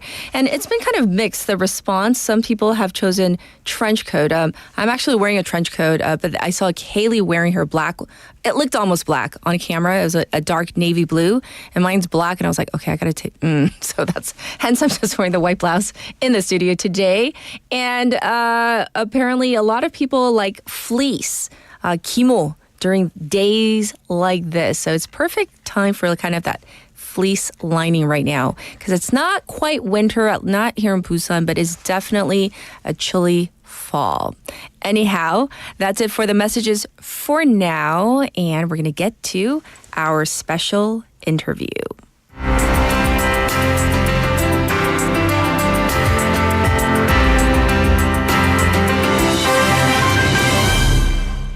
Well, we know that the most important exam in a person's life, at least if you're here in Korea, is known as the Suneung exam, or CSAT. So that's actually next Thursday. That's D-6.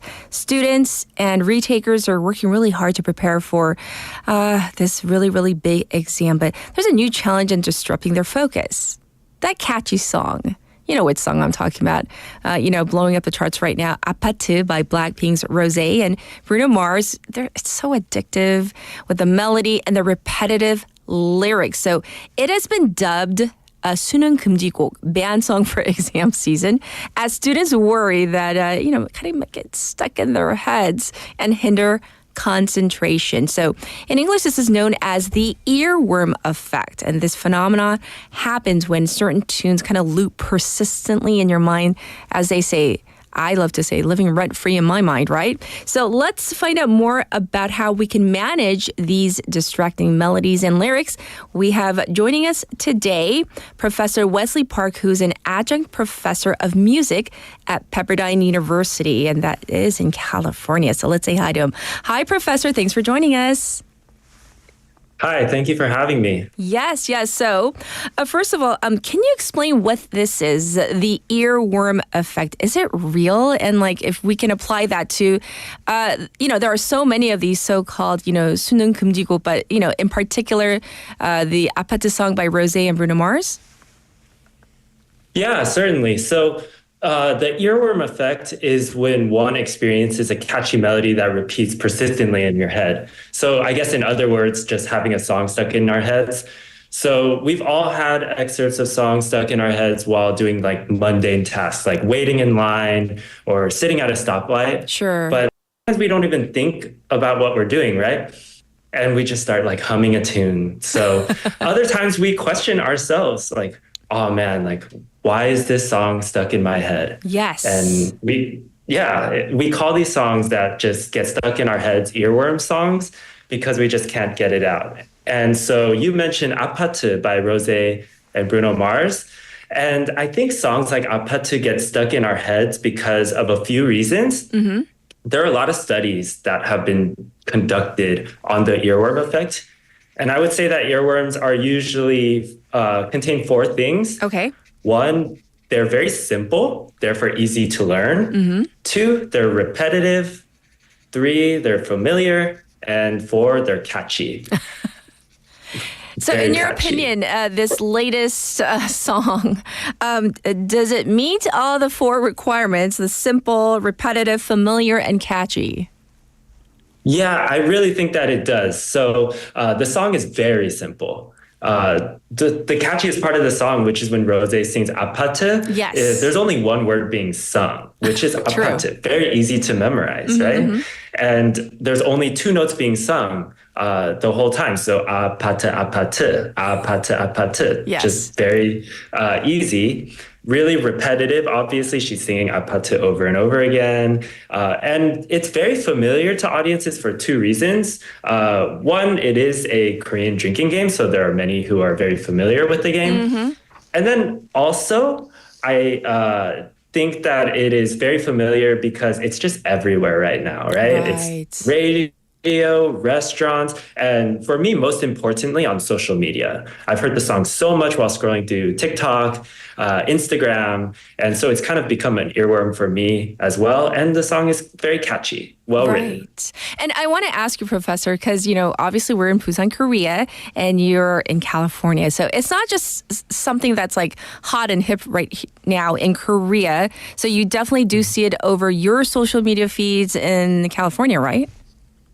Oh, yeah. It's all over my social media feeds. It's all over just everyone's social media feeds. I will say that because I am Korean myself, sometimes my algorithm is just geared towards K-pop because that's kind of what I'm interested in. Yes. But I do notice that my non-Korean friends and my non-Korean students are talking about, oh my gosh, the new Rose from Blackpink and Bruno Mars song came out. So it is very much a big phenomenon here in the States. And a lot of that is due to the explosion of BTS that happened a few years back, where it's just like commonplace for people to be listening to K-pop, even if they're not Korean. True. All right. So, that's kind of the latest earworm song. But, in the past, there have been songs like Shiny's, like Ring Ding Dong. That was a really popular, also 수능 금지곡. And I want to ask you this, though, Professor. Does this phenomenon affect younger people more so than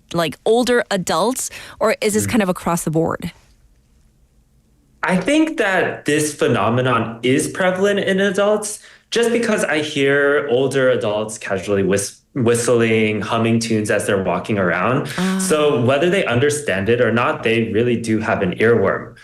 But I think that young people, especially the Korean students who are studying for the 수능 exam, are looking for ways to eliminate anything that can serve as a distraction. So they hear that earworm and they're like, I need to ban it from my studies. It's all a distraction and it is just something that I need to get rid of my head. So.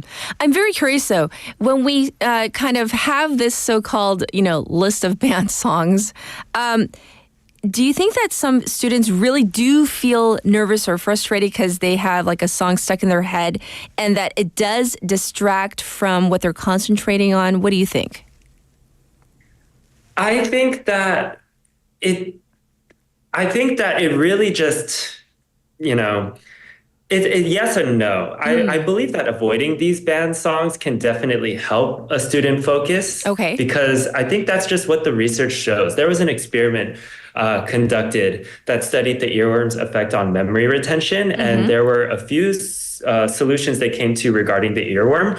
But one of the results was that memory retention is actually poorer during the presentation of music. And also just more exposure and familiarity that one has to a song disrupts memory retention even further. I see. Yes. Yeah. However, I do think that taking extreme steps to avoiding banned songs likely doesn't help the students focus on studying much either. Rather, it allows them to feel a sense of control over some aspect of the exam that they feel really anxious about. That's so a these great students point. these students believe if they successfully avoid these songs, they're taking control over the situation and thus positively influencing the outcome of the exam. But instead, I believe that students shouldn't fight so hard against the earworm because that adds another aspect of anxiety to their studies.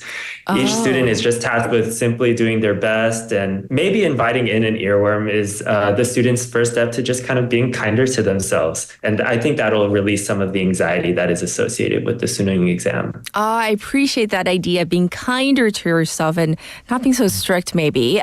But if you, let's say, do have an earworm, but you really do want to avoid or get rid of it, are there ways to avoid it or trying to get that, that repetitive course out of your head?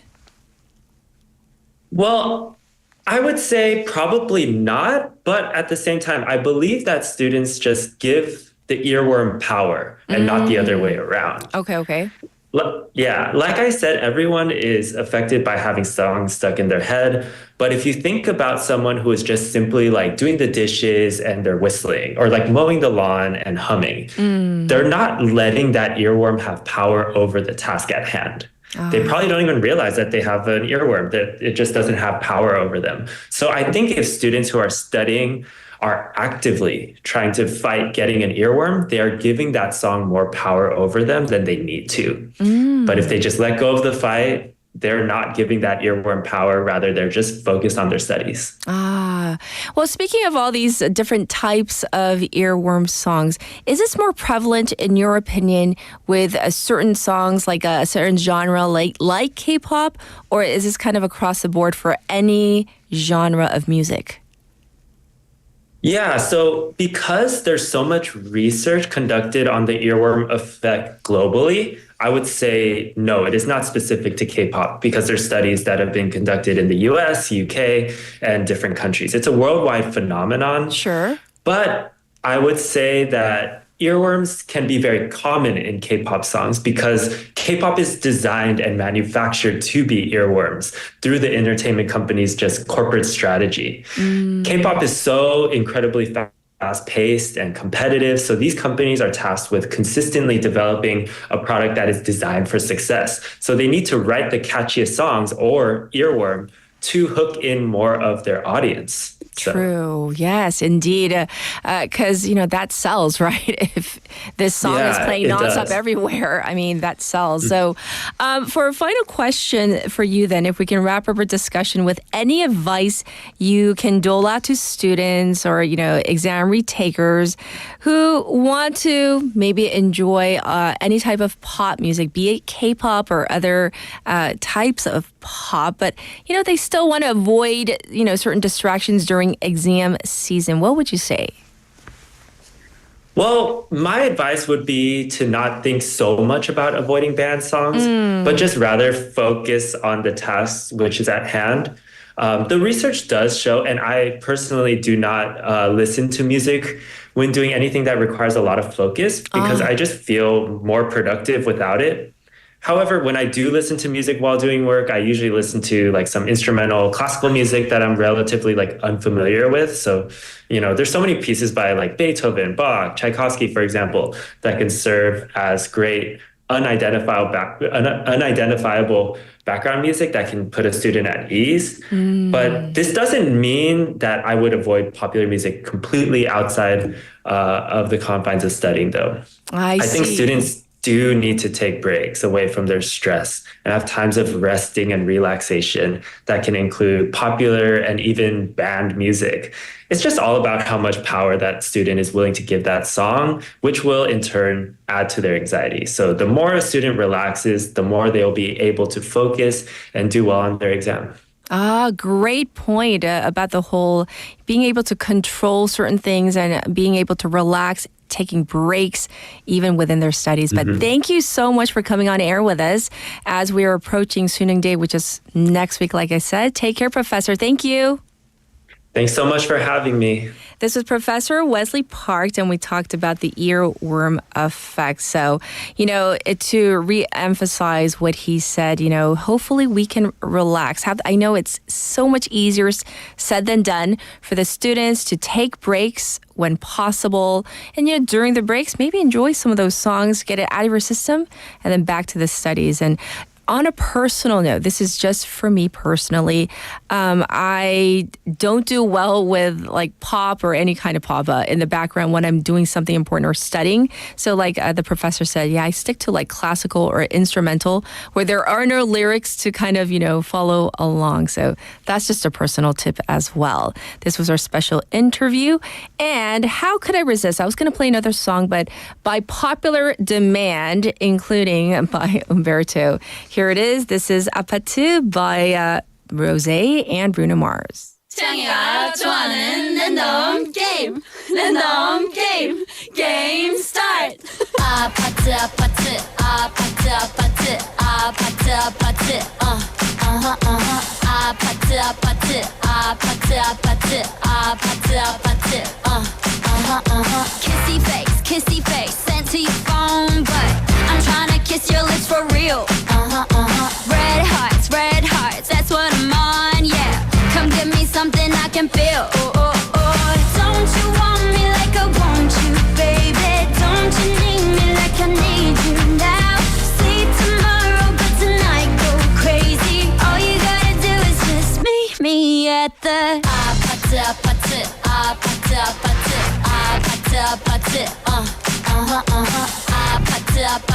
아파트 아파트 아파트 아파트 It's whatever, it's whatever you like. Turn this opposite into a club. I'm talking drink, dance, smoke, freak, party all night.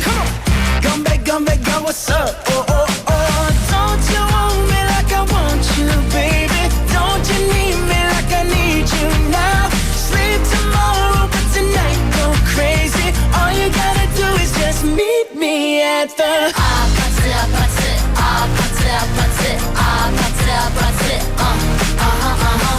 아파트 아파트 아파트 아파트 아파트 아파트 Hey, so now you know the game. Are you ready? Cause I'm coming to get you, get you, get you. Hold on, I'm on my way. Yeah, yeah, yeah, yeah, yeah, I'm on my way. Hold on, I'm on my way. Yeah, yeah, yeah, yeah, yeah, I'm on my way. Don't you want me like I want you, baby? Don't you need me like I need you now? Sleep tomorrow, but tonight go crazy. All you gotta do is just meet me at the Just meet me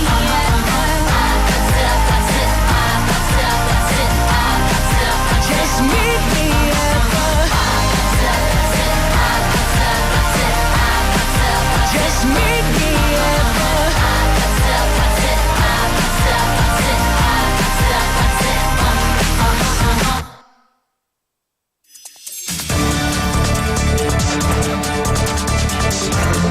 Get your local up-to-date news from Korea and abroad right here on Morning Wave in Busan with Catherine.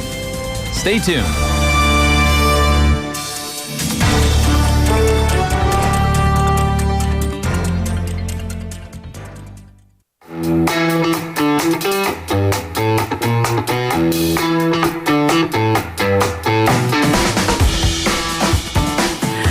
All right, if you haven't guessed already, we have Vasana in the house. Good morning, happy Good Friday. morning. This chair is very comfortable. Are you enjoying seeing all the And all the comments. the comments? My goodness. I have the best job. Umberto has a lot of comments every morning. My goodness. He does. He's Go very Cat. lively. Go all, Cat. All of our waivers are so supportive Go Cat. Aw, thank you. Yeah, they're super supportive. Nice. And they're so chatty in the morning. Oh, yes. I appreciate it. see I these do. comments just coming up. My goodness. Yes, I don't get that yes. on my chair over there. No. Hey, so our text topic today. Oh, yes. What is it? We are talking about your favorite fall fashion. I don't know. Are you much of a fashionista? Do I need to ask? As people might know, Yes. and look at me every week, no. Comfort is the name of the game. Yeah, comfort is the main thing, and usually sporting things. And this week it's Alabama. Roll Tide. Oh. We're playing LSU this week. Big game. Oh, you support Alabama? Yeah. My lovely wife went to Alabama. She graduated from there. So, Yes. Happy wife, happy life. So I must support Alabama. Love it. Go love Tide. Roll Yes. Tide. All right. So let's jump into what you have for us today in What in the World? What in the World? What in are the we talking world? about? Yes. We should do that together every time. But anyway, Yes. just a heads up first. The stories this morning have no link between them. I usually try and segue in between each story or have a theme. Yes. But this week, on Wednesday, I woke up and said, what in the world, when I saw the news. I'm sure you know what I'm talking about. I have no idea. No idea. Yeah. Yes. So no rhyme or reason this morning, just a collection of what in the world stories, which I said a lot this week. So hold on to your hats for a collection of random stories from around the world. And the first story today is from The Telegraph in the UK with the headline, Pubs ask, can someone tell Gen Z how to order a pint?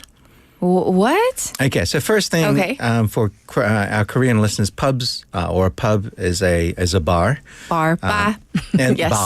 bar. And they usually just order, they serve just beer. Yes. Usually only beer. And pint is just under 500 mils or 500 cc, 500 cc. Oh, okay. So Now that's out of the way. This story is about how Gen Z do not know how to line up at a bar. You have to line up at a bar? In Korea, I have not seen this. This is not a problem in Korea. Okay. This is just in England. Yes. And quoting straight from the article, when you order a pint there, it's usually elbows in, eye contact to try and get the attention of is the that how it person there. goes? Okay. Raise of your chin. New Zealand, you just go like that. Sup, yeah. What's up? Yeah. Or try and get their attention. Yes. But not for Generation Z, who prefer to queue up, and wait in line for their orders in a straight line, as in one after the other, like because that's how they were raised. Because this goes back to social distancing from 2020. That generation. Yes, so the lost generation. So if we had our lovely PD in here, I would have lots of pictures of how they act. It's really, really funny. It's okay. She's back next week, next Monday. I miss you if you're listening. I know. I confirmed. She's probably not. She's probably sleeping in. No, I texted her and I was like, you woke her up? No, not today in the morning. Come on. Last night I was like, you're coming back Monday, right? Like in the cutest way possible. She's like, why? Okay. Why? She's back. Oh my goodness. Okay, Yeah. she's back. Yeah. Okay, so they're lining up, and I had lots of pictures. Also, the bars have lots of notices saying that please do not line up. This is a bar, not a bus stop, or a bank, and things like that. That is so funny. Yeah, that might be a good idea where they take the little chits, because sometimes I have lined up at a bar and that would be hilarious if they had the little tickets. Yeah, the little tickets, yes. And be like, I'm 92. It's time for me to order. That's Especially cute. if you're at the back and I'm 92. Yes. And somebody draws on their ticket 92. But anyway, so that's become such a phenomenon, as I said, that many signs have been put up. Yes. And there's actually a group that's been formed called pub queues. Pub queues, like pub queues. Lines. lines? Yeah. No, I'm thinking like how to say in Korean, 바에 줄 서기? Like, 바에서? I often use this as a question spelling for my spelling quiz. Yes. Because Q could be just spelled with the letter Q, because that's how you pronounce it. But it is Queuue. Yes. It's most stupid anyway. We say lines in North America. 줄. So, 줄. 줄 서라. Yes. Okay. 서십시오. Is leading the fight. So this this club or this group, yes, they're leading the fight. I don't know. I've never been to a bar in Korea, so I can't comment on the bar culture. Why are you frowning at me like that? You've never been to a bar? I've never been to a bar.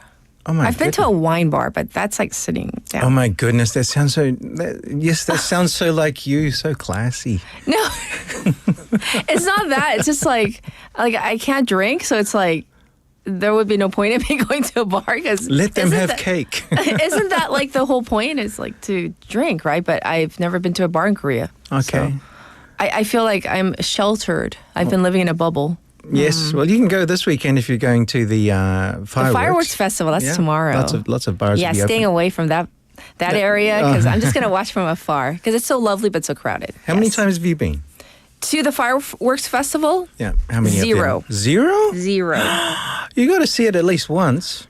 I know a bar owner on the strip. Yes. And he has never seen it. He's always been working in the bar. In the bar. He's busy. So he's heard the sounds and seen a little bit. I watch afar from Taimaji. That's as far and close away as it So shout out to John. Enjoy the fireworks this weekend.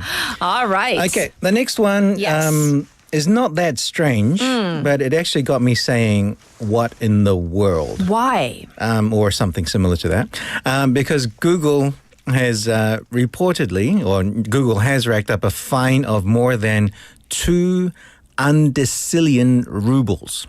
What is undecillion? So that is 2 followed by 36 zeros. This is from Russia. Russia has fined Google 2 undecillion rubles because after Google removed state-run and pro-government accounts from YouTube. So I had to search. They actually just had the 2 followed by 36 zeros. Sure. So I had to search how you say that. Right. Because I'm sure we teach numbers in class. Oh, yeah, but I've never gone to undecillion. No, I usually go until, I think the highest is quadrillion. Yes. And then after that, I just tell them to use the nonsense word gazillion. Gazillion. Yeah, that's what I say too. Because, after a certain point, you're just like, it's not real. Yes. It's imaginary. So, undecillion. So I looked up, I went to the website that tells you all the numbers. And one that caught my eye was sexvigintillion. What? Or which is a number, I won't repeat it, which is a number with 81 zeros at the end of it. Okay. And another one, Googleplex, which is 10 to the power of 10 in brackets. Oh my gosh. Then to the power of 100. Yeah, that's just too technical. Yeah, so as I said, just use gazillion. Which I use all the time. Yeah, so gazillion is actually not a nonsense word now. It's in the dictionary, so it's a real word. Yes. In comparison, Korea only fined that company $15 million. Yeah, as we've reported earlier. Yes. But when you take into account that the ruble is 1 ruble is worth how much? 14 won. 1 ruble is 14 won? Yes. Now that makes sense. Yeah, I was so you can take off a few zeros and go on from there. Sure. Okay, the next story. Next story is a nightmare scenario for me. Okay, I want to hear it. So have you ever bought, or even in our listeners, have you or our listeners ever bought someone a lottery ticket or scratch card as a gift? 선물로 로또 티켓? Yeah. Oh, really? Yeah, I have. Have you ever? Yes. Okay, what is the rule if they win first prize? Well, Is there a rule? If it's okay, let me start over. The only people I've ever given like a lottery ticket to our family members, and then I always tell them when I give it to them, when I gift them that, if you win? like I'm handing to them, but before they can, and then they, you I get them hold to sign on, something? and then I hold on to the little, the envelope, and I say, it's 50-50. 50-50? And then they're like, what is this? And then they open it, and I always say, before I let go of the envelope, I say, it's 50-50. Do you agree? Yeah. And they're looking at me like, what in the world? Like, what is she talking about? Because it's in an envelope, so they don't know what it is. Yeah. And I say, only if you agree. Just say yes. It's kind of a half-hearted joke because it's family, right? Like, my mom or my sister. But and then usually they nod. Yeah. I say, okay, don't forget. And then they open, they're like, oh, it's a lottery ticket, right? Yes. So that's what I do. That's me, though. Why? So I've looked up the legal side. It's legal side. The legal side. I have looked up the legal side of it. Okay, the legal side. Let's get serious. If it is a gift, you have no recourse. No, it's true. 0. Yes. So the reason why is because in Maryland, yes, a lottery player said her friend said, go and buy a ticket from this certain place. And she won $30,000. Okay, like 3,600만 원. Okay. Yeah. Oh, 3,500만 원. Okay. Right. Okay. You know the exchange rate? So they didn't actually give her a real name. Yes. They gave her a nickname, which was Kitty Cat. And this is why Kitty Cat. This is why I kind of said it, because I always call you Cat. Yes. With a K, not a C. Yes. And so I thought, what in the world? So, not me. Was it you? No. You're not from Maryland. No.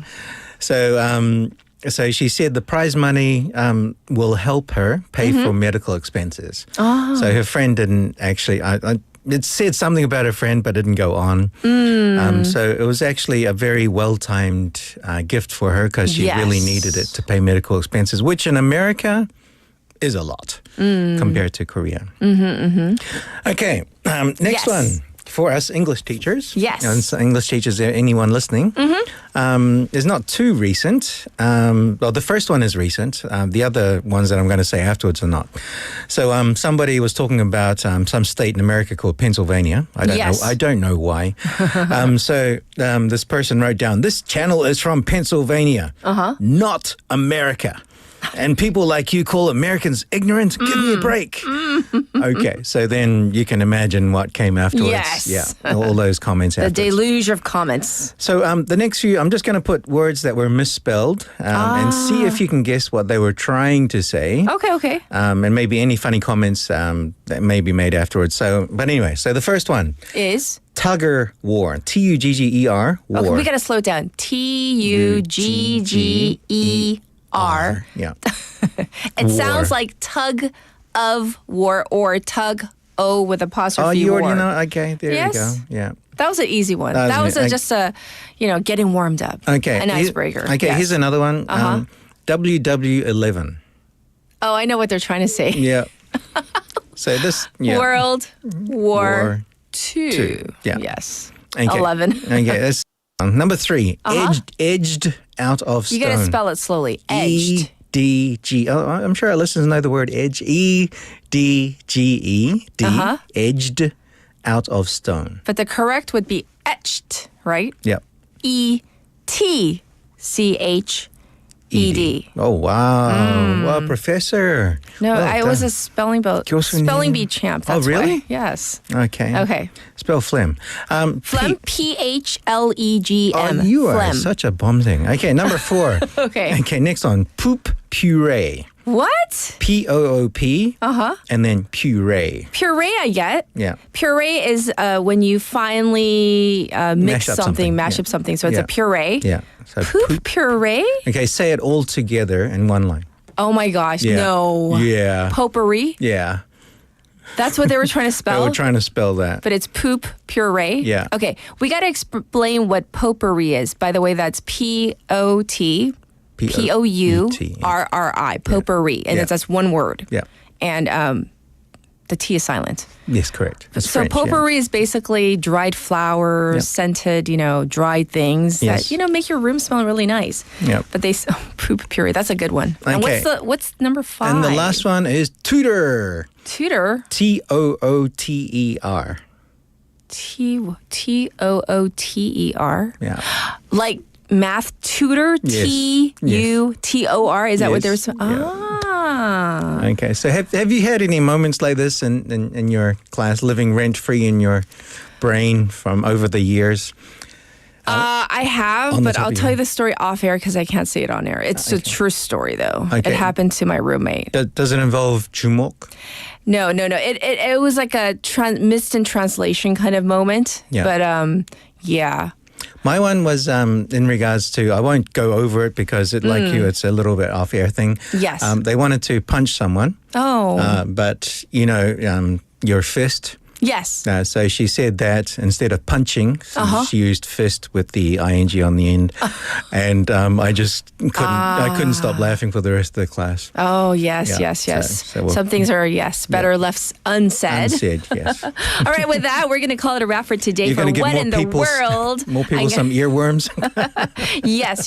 But I hope you have a wonderful weekend, and we look forward to seeing you next week. You too. All right, everybody, this was Vasana, and it is now time for us to close out the program for the entire week. So I want to say first and foremost, thank you for being so patient with me for the entire week, and things will be back to normal on Monday. So without further ado, here is our final song. This is Blinding Lights by The Weeknd. Have a good weekend. Bye, everybody.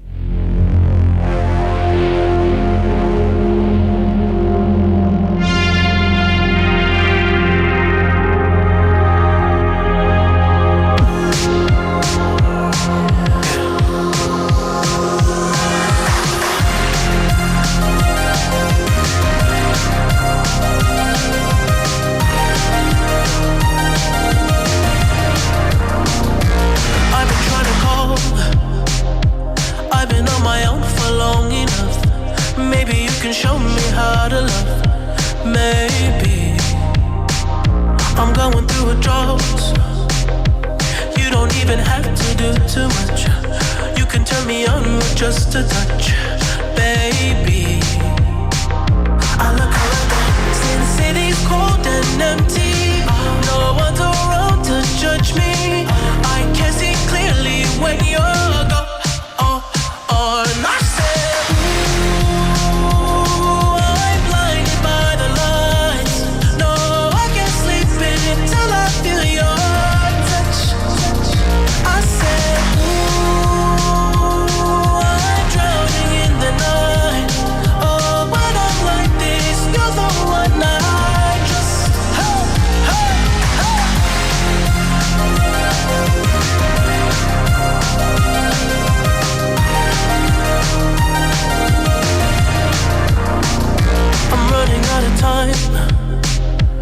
I can see the sun light up the sky. So I hit the road in overdrive, baby. Oh, the city's cold and empty. No one's around to judge me. I can see clearly when you're gone. And I said, ooh, I'm blinded by the lights. No, I can't sleep until I feel your touch.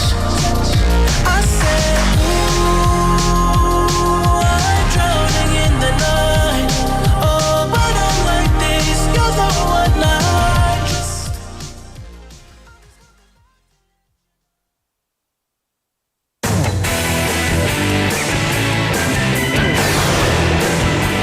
Your bridge to the world.